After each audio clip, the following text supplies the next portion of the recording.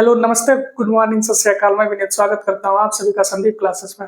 जैसा कि आप सभी को पता है, ये साइंस की सीरीज चल रही है जिसमें RRB group D, IRB LP और आरआरबी एनटीपीसी और जिस जिस भी एग्जाम में आपकी साइंस का वेटेज रहता है वो सब के लिए यूजफुल है। जिसमें हम 20 क्वेश्चन जनरल रखते हैं, फुल एक्सप्लेनेशन के साथ में उनको डिस्कस करते हैं। चलो स्टार्ट करते हैं आज की क्लास को। और कोई भी प्रॉब्लम्स रहे, अगर कोई दिक्कत लगती है तो आप कमेंट में कमेंट जरूर कर सकते हैं। देखते हैं पहला क्वेश्चन अपना है। पहला क्वेश्चन है, निम्नलिखित में से एक कौन सा एल्काइन सजातीय श्रेणी का पहला सदस्य है? एल्काइन सजातीय श्रेणी का पहला सदस्य है। अब देखो, इसके बारे में अगर जानना है ना तो देखो, हाइड्रोजनीकरण,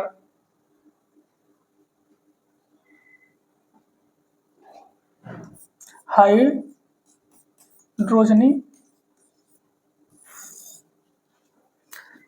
तो इसमें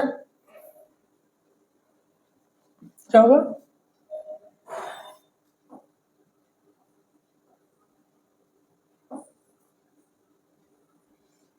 हाइड्रोजन, अगर इसको देखेंगे तो संतृप्त हाइड्रोकार्बन नंबर एक। इसको दो पार्टों में डिवाइड करेंगे। संतृप्त हाइड्रोकार्बन, हाइड्रोकार्बन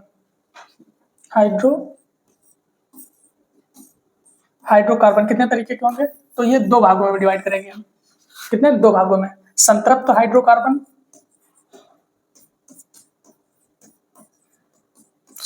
हाइड्रोकार्बन, नंबर दो असंतृप्त हाइड्रोकार्बन। असंतृप्त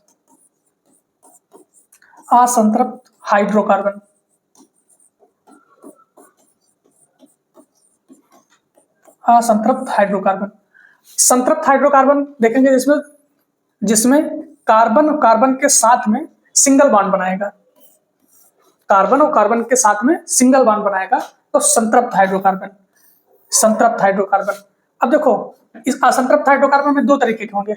नंबर एक, कार्बन और कार्बन के साथ में जो डबल बॉन्ड बनाए। नंबर दो, कार्बन और कार्बन के साथ में जो ट्रिपल बॉन्ड बनाए। तीन चीजें होंगी।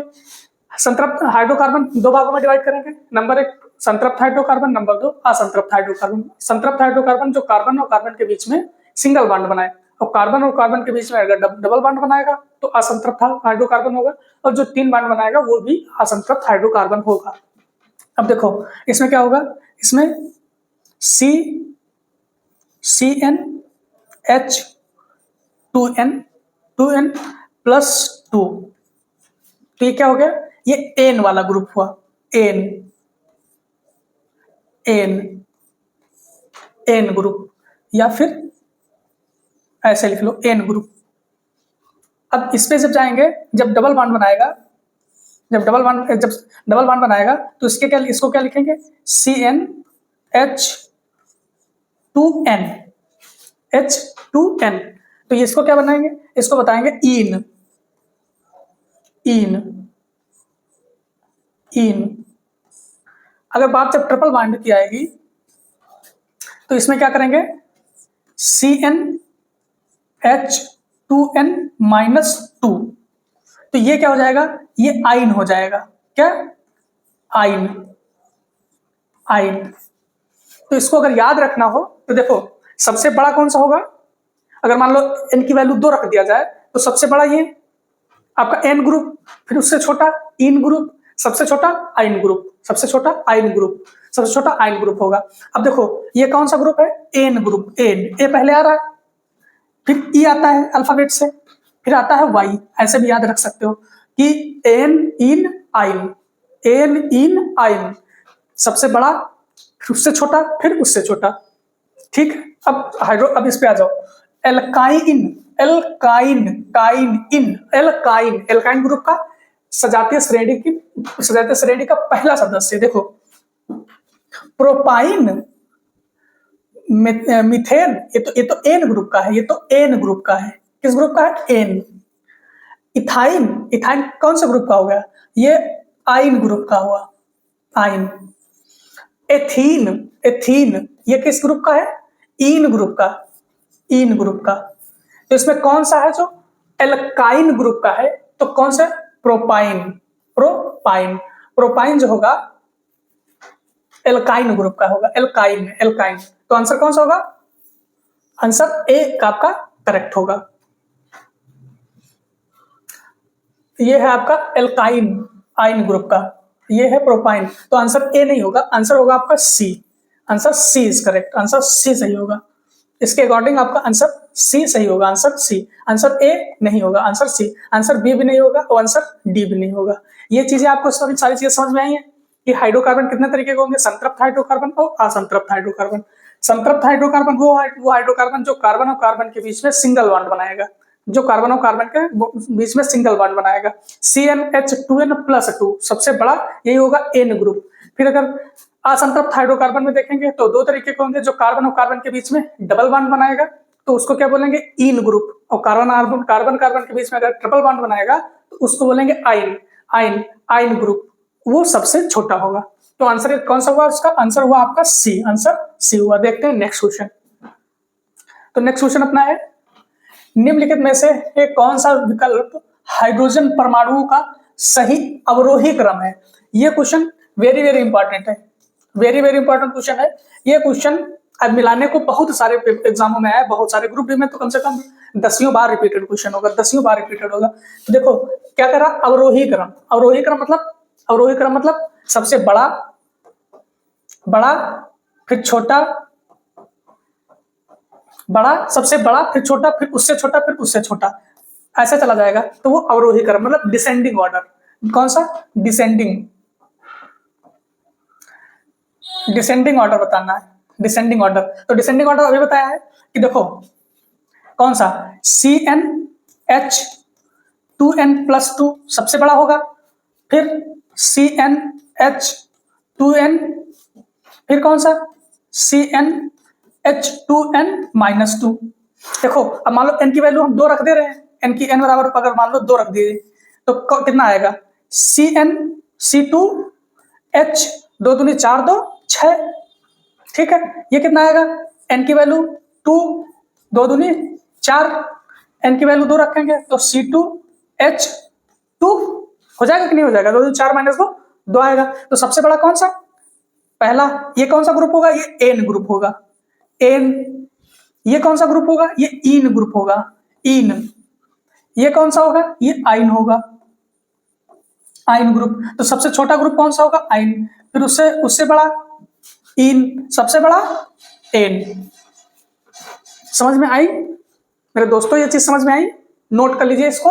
और इसको अगर डिसेंडिंग ऑर्डर तो यही डिसेंडिंग ऑर्डर है, सबसे बड़ा ये, फिर उससे बड़ा ये और सबसे छोटा ये। तो देख लीजिए कौन सा? एल्केन, एल्काइन तो लास्ट में है तो ये तो नहीं होगा। एल्केन, हाँ एल्केन, एल्केन नहीं होता, एल्केन होगा। ये भी नहीं है। एल्कीन ये दूसरे पे आएगा तो एल्केन, एल्कीन, एल्काइन। कौन सा आंसर होगा? Answer D is correct. Answer D correct इस वजह से होगा क्योंकि हमको डिसेंडिंग ऑर्डर पूछ रहा है। कौन सा? अवरोही क्रम। अवरोही क्रम मतलब सबसे बड़ा, फिर उससे छोटा, फिर उससे छोटा, फिर उससे छोटा। तो सबसे बड़ा कौन सा है? एन ग्रुप, फिर इन ग्रुप, फिर आइन ग्रुप।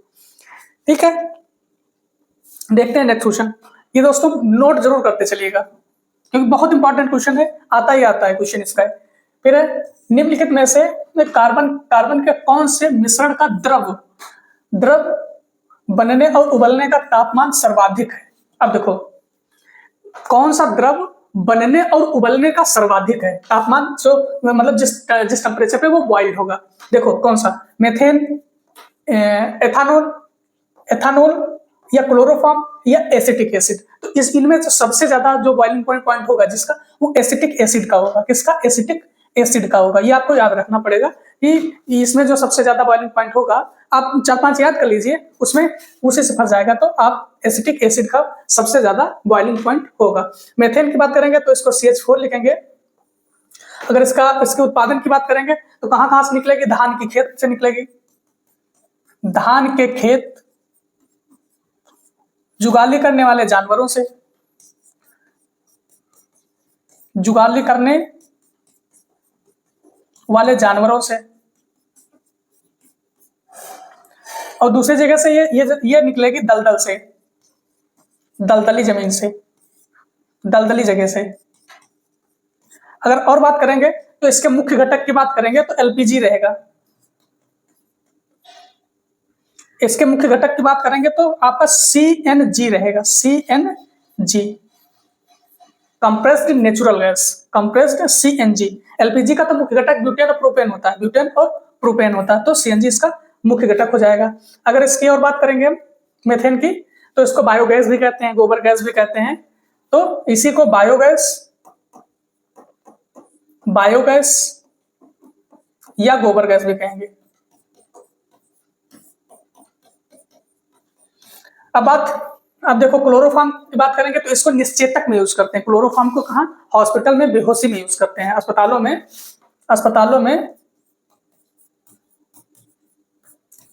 में कहां यूज करेंगे? बेहोशी में यूज करते हैं। ड्यूरिंग ऑपरेशन के दौरान ये बेहोशी में, इसको अगर सुखा दिया जाता है तो ये वो निश्चेतक बेहोश हो जाता है, बेहोशी में यूज किया जाएगा। तो ऑप्शन कौन सा होगा? Option A is correct. देखते हैं नेक्स्ट क्वेश्चन। दही में कौन सा अम्ल पाया जाता है? दही में कौन सा अम्ल पाया जाता है? तो दही में जो अम्ल पाया जाएगा वो लैक्टिक एसिड पाया जाएगा। क्या? Lactic acid. लैक्टिक एसिड, तो ढूंढ लीजिए दही में कौन सा पाया जाएगा? तो लैक्टिक एसिड। ऑप्शन आपका बी करेक्ट होगा। अब देखो टार्ट्रिक एसिड किसमें पाया जाएगा?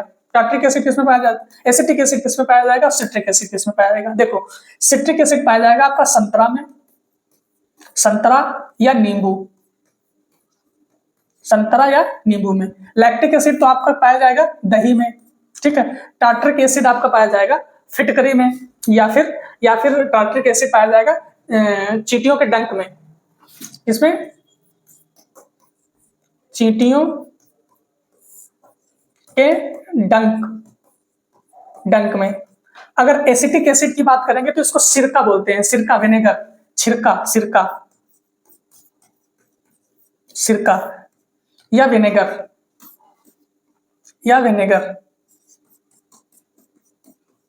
बोलेंगे। अगर बात करेंगे और जैसे मान लो कौन सी चीज में एसिटिक एसिड, सिरका, अगर मान लो अंगूर में क्या पाया जाएगा? अंगूर में कमेंट में बताइएगा। अंगूर में, सेब में, पालक में, इनमें सब में क्या पाया जाएगा? कमेंट में जरूर बताइएगा। देखते हैं नेक्स्ट क्वेश्चन। नेक्स्ट है जिस रासायनिक अभिक्रिया में उष्मा निकलती है, उष्मा निकलने की बात कर रहा है, उष्मा निकलती है, उस अभिक्रिया को क्या बोलेंगे? जिस अभिक्रिया में उष्मा निकलेगी उस अभिक्रिया को बोलेंगे उष्माक्षेपी अभिक्रिया। उष्माक्षेपी अभिक्रिया ऐसी अभिक्रिया होती है जो हमको उष्मा देती है। उष्माक्षेपी अभिक्रिया देख लो, उष्माक्षेपी अभिक्रिया, उष्माक्षेपी अभिक्रिया क्या करेगा? ये उष्मा देगा। एक दूसरी होती है उष्मा शोषी अभिक्रिया, उष्मा शोषी, ये क्या करेगा? ये उष्मा लेगा। एक होता दहन याद रखिए, दहन के बारे में तो बहुत याद रखिएगा। दहन ये उष्मा और प्रकाश दोनों देता है, उष्मा प्लस प्रकाश देता है। दहन क्या करेगा? उष्मा प्लस प्रकाश देगा। तो देखो उष्मा निकलती तो उष्मा किसमें निकलेगी? जो उष्मा देगा तो उष्माक्षेपी अभिक्रिया। देख लीजिए उष्माक्षेपी कौन सी है? ऑप्शन ए है, तो ऑप्शन ए इज करेक्ट, उष्माक्षेपी अभिक्रिया। संयोजन आप जानिए, संयोजन मतलब ये कि संयोजन देख लीजिए, संयोजन किसको बोलेंगे? जैसे ए प्लस बी है तो इसका रिएक्शन होगा ए बी, इसका जो फाइनल प्रोडक्ट होगा ए बी होगा। तो देखो संयोजन इसका हो गया। अब उष्मा शोषी अभिक्रिया तो उष्मा लेगा, जो आपको बताई थी उष्मा शोषी। क्या होगा? उष्मा शोषी, उष्मा लेगा। अपघटन मतलब टूटना, अपघटन मतलब टूटना। कैसे? जैसे ए प्लस बी है तो ये टूट के क्या हो जाएगी? ए प्लस बी। ए बी है, ए बी संयोजन है, टूट के ए प्लस बी हो जाएगी, तो इसको क्या बोलेंगे? अपघटन बोलेंगे। तो आंसर कौन सा होगा? आंसर जो उष्मा निकलती, उष्मा किसमें निकलेगी? उष्माक्षेपी अभिक्रिया में उष्मा निकलेगी। देखते हैं नेक्स्ट क्वेश्चन। है प्राकृतिक में विद्युत धनात्मक होता है, विद्युत धनात्मक होती हैं, विद्युत धनात्मक। प्राकृतिक में विद्युत धनात्मक आप देख लो, देखो धात, अधात, उपधात, उपधातु। देखो आखिरी कक्षा में कितने कितने कक्षा आखिरी संख्या में आखिरी कक्षा में कितनी संख्याएं होंगी? 1 2 3, 1 2 3 रहेगा आखिरी कक्षा में, तो क्या होगा? धात होगा। धात होगा तो होगा कैसा? धनात्मक। धनात्मक होगा। अगर अगर धातु है उसकी आखिरी ऑर्बिट में आखिरी कक्षा में 1 2 3 है तो क्या होगा? धनात्मक होगा वो। अगर वो धातु होगा। अगर अधातु है तो क्या होगा? 5 6 7 एंड 8, तो ये अधातु होगा। तो ये होगा क्या? ऋणात्मक। ऋणात्मक। फिर उपधात की बात करेंगे तो इसकी आखिरी कक्षा में कितनी संख्याएं होंगी? 4, तो 4 होगी। तो ये क्या होगा? ये ना धातु, ना धनात्मक और ना ऋणात्मक। ना धनात्मक ना ऋणात्मक। तो देखो धात क्या होगा? धात क्या होगा? धात क्या होगा? ये याद रखिएगा मेरे दोस्तों, ये चीज याद रखिएगा। देखो धात क्या होगा? जिसकी आखिरी कक्षा में 1 2 3 होगा और धनात्मक होगा। अगर अधातु है तो 5 6 7 8 होगा और ऋणात्मक होगा। अगर उपधातु है तो आखिरी कक्षा में कितनी होगा? 4 होगा। 4 होगा और ना धनात्मक ना ऋणात्मक। क्वेश्चन क्या कह रहा है? प्रकृति में विद्युत धनात्मक होती है। विद्युत धनात्मक होगी किसमें? जिसमें जो धातु होगी वो धनात्मक होगी, जिसके आखिरी ऑर्बिट में 1 2 3 होगा। तो क्या होगी? जो धातुएं होती है क्या होती है? धातुएं धनात्मक होती है। धातुएं धनात्मक होंगी। धातुएं क्या होंगी? धातुएं होंगी धनात्मक। अधातुएं क्या होंगी? ये ऋणात्मक होती हैं, ऋणात्मक नेगेटिव होती हैं। उपधातुएं क्या होती है? ना धनात्मक होंगी ना ऋणात्मक होंगी। ना धनात्मक ना ऋणात्मक, ना धनात्मक ना ऋणात्मक उपधातु में। अर्धधातु में कौन सी होती है? अर्धधातु में मतलब जो आधी धनात्मक, मतलब जो आधी धातु या आधी उपधातु वो अर्धधातु में होंगी। तो आंसर कौन सा होगा? Answer A is correct. धातु क्यों कौन सी होंगी? धनात्मक होंगी, जिसके आखिरी कक्षा में 1 2 3 होगा। अधातु में 5 6 7 8 होगा आखिरी कक्षा और ऋणात्मक होंगी। और उपधातु में 4 होगा लास्ट में और ना धनात्मक ना ऋणात्मक। देखते हैं नेक्स्ट क्वेश्चन। नेक्स्ट क्वेश्चन अपना है धातुओं की पतली चादर के रूप में परिवर्तित किया जाने की क्षमता को क्या कहते हैं? पतली चादर। अब देखो नंबर 1, अगर पीट के पतली चादर बन जाए तो उसको क्या कहेंगे? आघात वर्धनता। आघात वर्धनता। आघात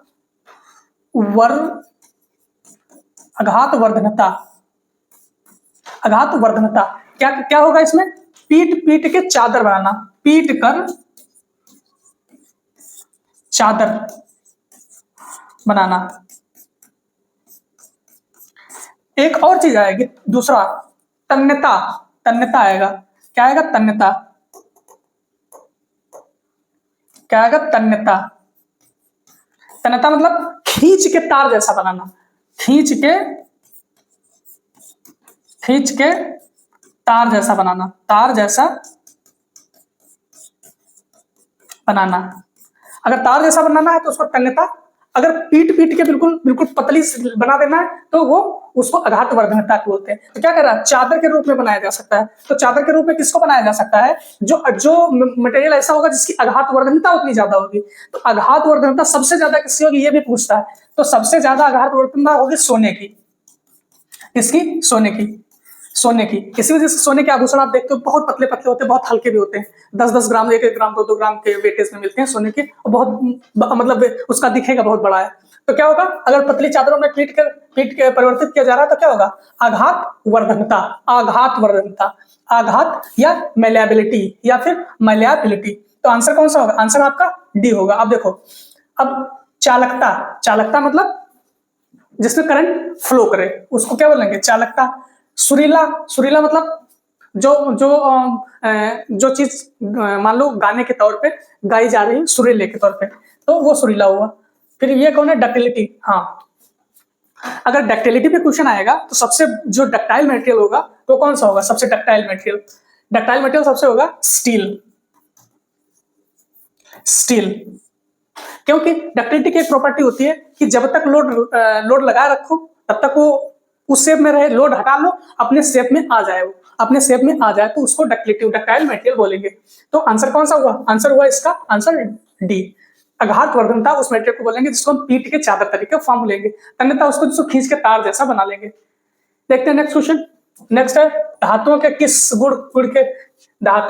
गुण के पत्थर बनाने में आसानी होती है। तो किसकी होगी? वही है धातुओं के किस गुण के पत्थर बनाने में। पत्थर मतलब बिल्कुल पीट पीट के पतला पतला करना, बिल्कुल पीट पीट के पतला पतला करना। पत्थर बनाने में किसमें आसानी होगी? जो आघात वर्धनता जिस मटेरियल की जितनी ज्यादा होगी, जो जितना मेलेबल होगा, उसको उतना पीट के बढ़िया बनाया जा सकता है। जो जितना मेलेबल होगा। तन्यता, तन्यता मतलब खींच के तार बनाना, खींच के तार जैसा बनाना, तार जैसा बनाना। प्रतिध्वन्यात्मकता, प्रतिध्वनि मतलब इको साउंड, जो जैसे मान लो हम कहीं पे बोल रहे हैं तो वो रिवर्स हमको सुनाई दे, तो वो प्रतिध्वनि। तो इसका आंसर कौन सा होगा? Answer A is correct, answer A is correct. देखते हैं नेक्स्ट क्वेश्चन। नेक्स्ट क्वेश्चन है वैसलीन के निर्माण में प्रयोग किए जाने वाले रसायन। वैसलीन, अब देखो वैसलीन क्या करेगा? वैसलीन क्या करेगा? वैसलीन क्या करेगा? त्वचा को नमी प्रोवाइड करेगा, नमी प्रोवाइड कर पाएगा, नमी बनाए रखेगा, नमी प्रोवाइड करेगा। किसको? त्वचा को नमी। दूसरा एक चीज और होगा, रेजिन क्या करेगा? रेजिन जो साबुन में यूज होता है, ये झाग बनाता है, झाग बनाता है। तो देखो वैसलीन में क्या यूज करेंगे? वैसलीन में देखो खनिज तेल यूज करेंगे, पैराफिन मोम यूज करेंगे और पेट्रोलियम जेली भी यूज करेंगे। देखो पेट्रोलियम जेली यूज करते हैं और पैराफिन मोम यूज करते हैं, खनिज तेल भी यूज करते हैं। तो इसको बनाने के लिए सबसे जो मेन इंपॉर्टेंट है पैराफिन मोम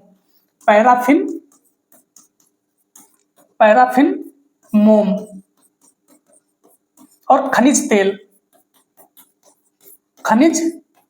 तेल। तो कौन सा आंसर सही होगा? देखो पेट्रोलियम जेली भी यूज होती है, पैराफिन मोम भी यूज होता है और खनिज तेल भी यूज होता है। तो आंसर कौन सा होगा? आंसर डी, ये सभी। तो देखो रेजिन किस काम में आएगा? झाग बनाने के लिए। वैसलीन में का काम क्या होता है? नमी प्रोवाइड करना, त्वचा को नमी प्रोवाइड करता है। देखते हैं नेक्स्ट क्वेश्चन है पीतल के घटक को क्या कहते हैं? पीतल, देखो पीतल से याद रखने की बात है, सभी को पता है पीतल मतलब पिता प्लस जी, पिताजी याद रखो पीतल से। देखो पीतल को अब इससे जी से जस्ता प्लस तांबा, तो देखो क्रोमियम प्लस निकल नहीं, लेड प्लस टिन से क्या बनाई जाती है? इसको कमेंट में जरूर बताइएगा, लेड प्लस टिन से क्या बनाया जाएगा? ये भी नहीं। तांबा प्लस टिन से नहीं, तो क्या होगा? तांबा प्लस जस्ता, हाँ तांबा प्लस जस्ता क्या बनाएंगे? पीतल बनाएंगे अपना, ठीक है, पीतल बनाएंगे। देखते हैं नेक्स्ट क्वेश्चन। फर्श पर गिरती है तो उच्छलित होती है, वह क्यों उच्छलित होती है? जब कोई गेंद आप फर्श पे ऐसे करते हो ना, खेलते हो, तो उच्छलित क्यों होती है? ये ऐसा क्वेश्चन है ना, ये अलग अलग एग्जामों में आया है और ये ऑप्शन में बहुत फंसाएगा, ऐसा क्वेश्चन ऑप्शन में फंसाएगा। क्योंकि देखो ये उच्छलित क्यों होता है? देखो अब देखो न्यूटन के तीसरे नियमानुसार प्रत्येक क्रिया की एक प्रतिक्रिया होती है। आपको ये आंसर सही लग रहा होगा कि भाई न्यूटन का third law action directly proportional to reaction होता है, कि जितना आप क्रिया प्रतिक्रिया का नियम है कि भैया गेंद में लगता तो है कि हमने जिस फोर्स से उसको दबाया उस फोर्स से वो उछला। आपको सही लग रहा होगा तो थोड़ी देर के लिए इसको होल्ड रखते हैं। अब देखो नेक्स्ट, संघट्ट के दौरान फर्श गेंद पर बल डालता है। तीसरा है फर्श पूर्णतः दृढ़ होता है। ये तो गलत है, ये तो पढ़ने में गलत लग रहा होगा आपको। संघट्ट के कारण फर्श गर्म हो जाते हैं, ये भी ऐसा नहीं। अब देखो ये दोनों ऑप्शन जनरली नहीं देगा, अब इस क्वेश्चन में दे दिया। बहुत important question, very very important है, वेरी वेरी इंपॉर्टेंट क्वेश्चन है ये क्वेश्चन आरआरबी में आपको छप चुका है, आरआरबी जेई में भी आ चुका है। देखो ये जो बॉल का उछलना है ना मेरे दोस्तों, ये जो बॉल को उछलना है ना, तो ये किसके कारण? ये होगा संघट्ट के कारण। जो फर्श बल लगाएगी, जो गेंद जो हमने नीचे की तरफ फेंका है तो फर्श भी एक बल लगाएगी। संघट्ट के दौरान फर्श गेंद पर बल डालता है। क्या? संघट्ट के दौरान फर्श गेंद पर बल डालता है, जिसके कारण वो उछलता है। तो ऑप्शन बी आपका करेक्ट होगा। ए, अगर बी आपका कोई आंसर नहीं, बी आपके ऑप्शन में नहीं है, तब आप ए को मार सकते हैं, तब आपको ए को मार सकते हैं, अदरवाइज नहीं तो पहला आंसर आपका संगठित फर्श बॉल पर एक बल लगाएगी, ये होगा आंसर। अदरवाइज नहीं ये आंसर है तो आप इस ऑप्शन को मार सकते हैं। देखते हैं नेक्स्ट क्वेश्चन। नेक्स्ट क्वेश्चन है ट्रांसफार्मर का। ट्रांसफार्मर एक प्रकार का उपकरण है जो शक्ति को बढ़ा सकता है, वोल्टेज को बढ़ा सकता है, वोल्टता को घटा सकता है, या धारा और वोल्टेज को माप सकता है, फिर या फिर नीचे दिए कोड में सही उत्तर। अब देखो ट्रांसफार्मर का कहानी। ट्रांसफार्मर, देखो ट्रांसफार्मर करता क्या है। ट्रांसफार्मर केवल दो काम करेगा। नंबर एक, वोल्टेज को घटाएगा और वोल्टेज को बढ़ाएगा, इसके अलावा ट्रांसफार्मर कुछ नहीं करता। लिख लीजिए क्या करेगा ट्रांसफार्मर, वोल्टेज को घटाता बढ़ाता, बस घटाता एंड बढ़ाता, ये दोनों काम करता है वोल्टेज, बाकी इसके अलावा कुछ नहीं करेगा। क्या करेगा, वोल्टेज को घटाएगा, वोल्टेज को बढ़ाएगा। अब देखो पढ़ लो ऑप्शन। शक्ति को बढ़ा सकता है, शक्ति को नहीं बढ़ाएगा। वोल्टेज को बढ़ा सकता है, हाँ वोल्टेज को बढ़ाता है, वोल्टेज को बढ़ाता है। वोल्टेज को घटा सकता है, हाँ वोल्टेज को घटा सकता है। धारा और वोल्टता को माप सकता है, नहीं मापता क्यों है, मापेगा क्या है। तो कौन सा ऑप्शन सही होगा, ऑप्शन 2 और 3। 2 और 3 किसमें है, ऑप्शन सी में है, तो ऑप्शन सी आपका करेक्ट हो जाएगा। ऑप्शन सी करेक्ट हो जाएगा। 2 और 3 सही, वोल्टेज को बढ़ाएगा और वोल्टेज को घटाएगा, ट्रांसफार्मर यही काम करता है। देखते हैं नेक्स्ट क्वेश्चन। नेक्स्ट क्वेश्चन अपना है वायु का वेग संबंधित है, किससे संबंधित है, वायु का वेग किससे संबंधित है। ये डायरेक्ट क्वेश्चन है, आया हुआ क्वेश्चन है, आरआरबी में आया हुआ क्वेश्चन है, मोस्ट इंपॉर्टेंट क्वेश्चन है, वेरी वेरी इंपॉर्टेंट क्वेश्चन है। पृथ्वी के अपनी धुरी पर घूमने से वायु का वेग संबंधित है। पृथ्वी का अपनी धुरी पर घूम रही तो इसका वेग से रिलेशन है, ये क्वेश्चन कह रहा है ऐसा कि पृथ्वी के अपनी धुरी पर घूमने से, या पृथ्वी के चक्कर लगाने से, या दाब प्रवणता से, या तापमान से। आप सोच के इसको बताइए किससे रिलेटेड होगा ये। देखो वायु का वेग जो संबंधित है तो दाब प्रवणता से होता है, दाब प्रवणता से। वायु वेग कैसे फ्लो करेगी, उच्च वेग से उच्च दाब से निम्न दाब की तरफ। कैसे बहेगी, उच्च दाब से निम्न दाब की तरफ, हाई प्रेशर से लो प्रेशर की तरफ वायु बहेगी। तो किससे रिलेटेड है, दाब प्रवणता से। तापमान से रिलेटेड हो सकती है भला, सोच के देखो। अगर पृथ्वी अपनी धुरी पर घूमती है उससे रिलेटेड हो सकती है वायु, उससे हाँ रिलेशन हो सकता है, कोरियोलिस फोर्स का रिलेशन हो सकता है, बट वायु का नहीं है। देखते हैं नेक्स्ट क्वेश्चन। नेक्स्ट क्वेश्चन है अपना निम्नलिखित में से कौन सा सुमेलित नहीं है, सुमेलित नहीं है। अच्छा डायरेक्ट सामने सामने दिए गए, देखो सुमेलित नहीं है। नाट, जहाज की चाल, हाँ नाट यहाँ बीच में ऐसे स्पेस होगा। नाट जहाज की चाल माप, जहाज की चाल की माप, हाँ नाट से जहाज की चाल मापी जाती है। अब देखो नॉटिकल मील से नौ संचार में प्रयुक्त दूरी की इकाई, नौ संचार में जो नाविक रहते हैं, जो समुद्र में जहाज चलते हैं, पानी वाले जहाज, उनकी नॉटिकल मील में यूनिट होती है, उनकी इकाई क्या होगी, नॉटिकल मील, उनकी यूनिट नॉटिकल मील होगी। तो ये भी सही है आपका। फिर एंगस्ट्रॉम, एंगस्ट्रॉम किसकी यूनिट है, एंगस्ट्रॉम मतलब जो ए ऐसे लिखते हैं ना, ए, तो एंगस्ट्रॉम किसकी यूनिट है, तरंगदैर्घ्य की, सबको पता है एंगस्ट्रॉम तरंगदैर्घ्य की यूनिट है। नेक्स्ट है अपना प्रकाश वर्ष, प्रकाश वर्ष किसका यूनिट है, समय मापने की इकाई, नाना भाई प्रकाश वर्ष किसकी है, दूरी की, किसकी, दूरी की इकाई, ना कि समय की। तो गलत कौन हुआ, गलत यही हुआ। पहला कौन सा सुमेलित नहीं है, तो सुमेलित कौन सा नहीं है, डी सुमेलित नहीं है, डी सुमेलित नहीं है। आंसर कौन सा हुआ, आंसर डी हुआ। देखते हैं नेक्स्ट क्वेश्चन। नेक्स्ट क्वेश्चन है एक वस्तु के स्वतंत्र रूप में गिरने के दौरान, एक वस्तु है ये स्वतंत्र रूप से नीचे की तरफ गिर रही, स्वतंत्र रूप से नीचे की तरफ गिर रही। अब कंडीशंस दी हैं क्या, इसकी स्थितिज ऊर्जा बढ़ेगी, स्थितिज ऊर्जा बढ़ती है, और इसकी गतिज ऊर्जा घटती है ना। अब इसको देख लो, यांत्रिक ऊर्जा बराबर क्या होगा, यांत्रिक ऊर्जा बराबर क्या होगा, दोनों ऊर्जाओं का योग। कौन सा, स्थितिज स्थितिज ऊर्जा प्लस गतिज ऊर्जा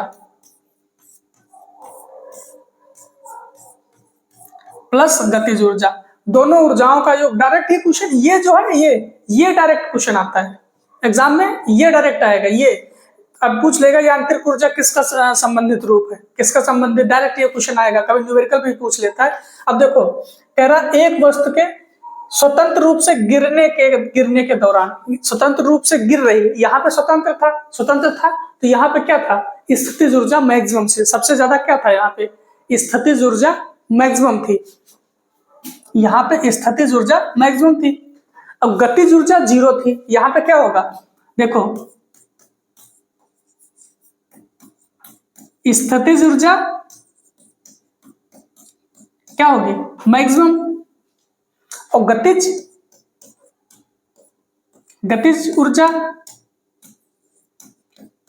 ऊर्जा क्या होगी, 0, क्योंकि वहां जाके जब ऐसा छोड़ोगे, ऐसे बिल्कुल पकड़े होगी, तो क्या होगा, स्थितिज है बिल्कुल, अभी चला, अभी छोड़ा नहीं है आपने, तो स्थितिज है। गतिज ऊर्जा तो उसमें है नहीं, तो गति 0 होगी, और स्थितिज ऊर्जा मैक्सिमम होगी। अब देखो क्या कह रहा है, इसकी स्थितिज ऊर्जा घटती है, जब छोड़ दिया आपने तब की कंडीशन कह रहा है, घटती है, और इसकी गतिज ऊर्जा बढ़ती है। इसकी स्थितिज ऊर्जा और गतिज ऊर्जा दोनों बढ़ती हैं, नहीं दोनों तो बिल्कुल नहीं बढ़ेंगी, इसकी स्थितिज ऊर्जा और गतिज ऊर्जा दोनों घटती हैं। अब सोच के बताओ, देखो यहां से हमने छोड़ा है, यहां से हमने छोड़ दिया, ये पिंड था, पिंड को छोड़ दिया, तो अब क्या होगा, अब स्थितिज ऊर्जा घटना स्टार्ट होगी। स्थितिज ऊर्जा मैक्सिमम थी, पोटेंशियल एनर्जी मैक्सिमम थी, अब जब इसको छोड़ देंगे तो पोटेंशियल एनर्जी घटना शुरू होगी और गतिज ऊर्जा बढ़ना स्टार्ट होगी। क्योंकि एक टाइम ऐसा आएगा जहां पे दोनों को बराबर भी तो होना है, दोनों को बराबर होगा, और एक टाइम ऐसा भी आएगा जहां पे स्थितिज एनर्जी 0 होनी है, स्थितिज एनर्जी 0 होनी है, और गतिज ऊर्जा मैक्सिमम होनी है। वो कब होगी, जमीन से लड़ने से जस्ट पहले, जमीन जैसे ये है, इसको लड़ने से जस्ट यहाँ पे क्या होगा, गतिज ऊर्जा मैक्सिमम होगी और स्थितिज ऊर्जा 0 होगी, जमीन से लड़ने से जस्ट पहले। तो कौन सा ऑप्शन सही होगा, स्थितिज ऊर्जा घटती है, यहां से छोड़ोगे, अभी ज्यादा थी छोड़ दिया, तो स्थितिज ऊर्जा घटेगी, स्थितिज ऊर्जा घटती है और इसकी गतिज ऊर्जा बढ़ती है। ऑप्शन बी करेक्ट है, ऑप्शन बी करेक्ट होगा। समझ में चीज आई, इसको प्रैक्टिकली खूब समझिएगा, प्रैक्टिकली, और ये रिलेशन आप याद रखिएगा। देखते हैं नेक्स्ट क्वेश्चन। नेक्स्ट क्वेश्चन क्या है, नेक्स्ट क्वेश्चन है एक समान चुंबकीय क्षेत्र में बल रेखाएं। अब देखो एक समान चुंबकीय क्षेत्र में बल रेखाएं, देखो एक चुंबक है, एक चुंबक लो, नॉर्थ और ये साउथ। अब देखो चुंबक की रेखाएं कैसी होंगी, ऐसी,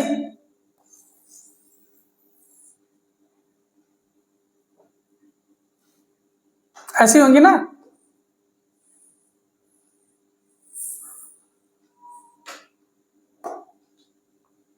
ऐसी होंगी ना,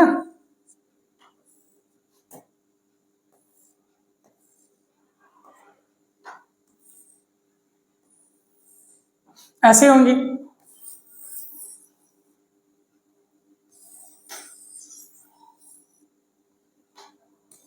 ऐसी होंगी। देखो नॉर्थ साउथ, देखो अब अंदर क्या होगा, अंदर ऐसी होंगी, देखो ऐसे। अगर पूछेगा चुंबक के बाहर दिशाओं की, जो आपकी चुंबकीय रेखाएं हैं मैग्नेटिक के बाहर, चुंबक के बाहर चुंबकीय रेखाएं, ये बहुत दर्द है लोगों का, बहुत दर्द है। एक ही बार समझ लीजिए, इसको नोट कर लीजिए, माइंड में बसा लीजिए इसको। चुंबकीय रेखाएं कैसी होंगी? नॉर्थ से साउथ, उत्तर से दक्षिण, उत्तर से दक्षिण, उत्तर से निकलेंगे दक्षिण में आ जाएंगे, यहां से निकलेंगे, यहां से निकलेंगे, यहां से निकलेंगे, यहां इन कर जाएंगी। चुंबकीय रेखाएं कैसी होंगी? उत्तर से दक्षिण, उत्तर से दक्षिण। चुंबक के बाहर, लेकिन बात करेगा तो चुंबक के अंदर, चुंबक के अंदर देख लो, चुंबक के अंदर भाई इधर से घुसी फिर इधर ही आएंगे ना, इधर से अगर इंसर्ट की हैं तो इधर आएंगे, तो इधर से फिर निकलेंगे। तो चुंबक के अंदर बात करेगा तो किससे, कैसे? दक्षिण से उत्तर। अगर चुंबक के अंदर की बात करेगा, चुंबक के अंदर, तो उनकी चुंबकीय रेखाएं कैसे होंगी? दक्षिण से उत्तर की तरफ। तो चुंबकीय रेखाओं की दिशा कैसी होगी? दक्षिण से उत्तर की तरफ। अब देखो, आ जाओ, एक समान चुंबकीय क्षेत्र में बल रेखाएं कैसी होंगी? अभिसारी होनी चाहिए? नहीं। अपसारी होनी चाहिए? नहीं होनी चाहिए। ऐसी एक दूसरे को समांतर नहीं होनी चाहिए। देखो, समांतर होनी चाहिए, समांतर होनी चाहिए, समांतर होनी चाहिए, एक दूसरे के समांतर होनी चाहिए, तो ये भी गलत हो जाएगा। प्रतिच्छेदन नहीं करनी चाहिए, हाँ, एक दूसरे को इंटरसेक्ट कभी नहीं करती, एक दूसरे को इंटरसेक्ट कभी नहीं करेंगे। तो आंसर कौन सा सही होगा? प्रतिच्छेदन नहीं करनी चाहिए, तो answer D is correct, answer D आपका सही होगा। देखते हैं नेक्स्ट क्वेश्चन। बॉल पेन किस सिद्धांत पर काम करता है? बॉल पेन किस सिद्धांत पर, डायरेक्ट क्वेश्चन आता है अरबी में, याद कर लीजिए। बॉल पेन किस सिद्धांत पे काम करेगा? तो पृष्ठीय तनाव के सिद्धांत पे काम करेगा, आंसर डी इज करेक्ट। श्यानता तो आप सभी जानते हो, विस्कोसिटी, जैसे मान लो विस्कोसिटी पे क्वेश्चन बनाता है अरबी कि पानी, केरोसिन और पेट्रोल में सबसे ज्यादा विस्कस कौन है? तो कौन होगा सबसे ज्यादा विस्कोसिटी? पानी ही होगा, क्योंकि पानी के ऊपर आपका पेट्रोल भी तैरेगा और केरोसिन भी तैरेगा। ऐसे ऐसे क्वेश्चन बनाता है आपका अरबी। तो श्यानता मतलब विस्कोसिटी, ठीक है। अब पूछेगा शहद और पानी में विस्कस कौन है? तो आप कमेंट में बताओ, शहद और पानी में सबसे ज्यादा विस्कस कौन होगा? तो शहद होगा, शहद। बायल्स का नियम, गुरुत्वीय बल, ये तो कोई नहीं होंगे, कौन सा आंसर होगा? पृष्ठीय तनाव। बॉल पेन का किस सिद्धांत पर काम करेगा? बॉल पेन पृष्ठीय तनाव के सिद्धांत पर काम करेगा। अगर गुरुत्वीय बल पे काम करेगा तो जी सबको पता है। बायल्स का नियम बात करेंगे तो बायल्स के नियम के लिए मैंने बहुत बार आपको चार्ट ये सिखाई है, PVT ऐसे लिखिए और BCG। बायल्स का नियम, चार्ल्स का और गैलिसॉफ का नियम। तो जो बायल्स का नियम किसका होगा? Pressure is directly inversely proportional to volume. Constant क्या रहेगा? Temperature constant. ये बायल्स का नियम हो गया। तो आंसर कौन सा हो गया? Answer D is correct. देखते हैं नेक्स्ट क्वेश्चन अपना है, नेक्स्ट क्वेश्चन है, एक कागज का टुकड़ा और एक क्रिकेट बॉल एक ही ऊंचाई से गिराए जाते हैं। एक कागज का टुकड़ा और एक क्रिकेट की बॉल ऊंचाई से गिराए जाते हैं। निम्नलिखित में से किस परिस्थिति में दोनों एक समान पृष्ठ पर पहुंचेंगे? एक समान यहाँ कब पहुंचेंगे? दोनों एक समान जब पहुंचेंगे जब ये वाला सेक्शन निर्वात हो, वैक्यूम में ऐसा संभव है, अदरवाइज ऐसा संभव नहीं है। बिकॉज इसका देखो, अगर मान लो पेपर है और बॉल है, बॉल का वेट भी ज्यादा होगा। अगर निर्वात नहीं है तो बॉल पहले आएगी, निर्वात नहीं है तो बॉल पहले आएगी। अगर निर्वात है तो ये कंडीशन संभव है सिर्फ निर्वात में। किसमें? निर्वात में। उसका आयतन बराबर हो नहीं, उसका घनत्व बराबर हो नहीं, द्रव्यमान बराबर हो नहीं। उन्हें निर्वात में जब गिराया जाएगा तो ऐसा सिचुएशन होगा, किसी भी वेट का आप ले लीजिएगा, किसी भी वेट का आप रुई ले लीजिए और एक पत्थर ले लीजिए, समान अगर एक बराबर टाइम से छोड़ेंगे तो बराबर ही समय पे गिरेंगे आपके दोनों, वहां वेट का कोई महत्व नहीं रखता। तो ये कौन सी ये कंडीशन किसमें लागू होगी? आपकी निर्वात में, आपकी निर्वात में लागू होगी। तो आंसर कौन सा सही होगा? Answer D is correct. देखते हैं नेक्स्ट क्वेश्चन। नेक्स्ट क्वेश्चन अपना है, बॉल पेन किस सिद्धांत पर काम करेगा? तो पृष्ठीय तनाव के सिद्धांत पर काम करेगा। रिपीटेड क्वेश्चन है, देख लीजिएगा। नेक्स्ट क्वेश्चन है, एक कागज का टुकड़ा और एक क्रिकेट की बॉल, शायद ये रिपीटेड क्वेश्चन है, कहाँ होगा? निर्वात में होगा, निर्वात में। देखते हैं नेक्स्ट क्वेश्चन। नेक्स्ट क्वेश्चन है, विद्युत यंत्रों में बैकेलाइट, बैकेलाइट का प्रयोग किया जाता है। विद्युत यंत्रों में बैकेलाइट मतलब जैसे कुकर के हैंडल में जो प्लास्टिक लगी होती है, बैकेलाइट, बैकेलाइट की लगी होती। और जैसे रेडियो के आपका जो रेडियो टीवी उसके कवर जो बनाए जाते हैं उसी के बनाए जाते हैं। तो इसका बैकेलाइट का जो मेन काम है, ये उष्मा का, विद्युत का कुचालक होता है। किसका? उष्मा का, विद्युत का होगा, विद्युत का कुचालक होगा, कुचालक होगा, कुचालक होगा। किसका? उष्मा का, विद्युत का कुचालक होगा। तो आंसर कौन सा होगा? देख लीजिए, थर्मोप्लास्टिक होगा। थर्मोप्लास्टिक नहीं होगा, थर्मोसेटिंग प्लास्टिक होगा। थर्मोसेटिंग प्लास्टिक, थर्मोसेटिंग प्लास्टिक हो। कौन सा?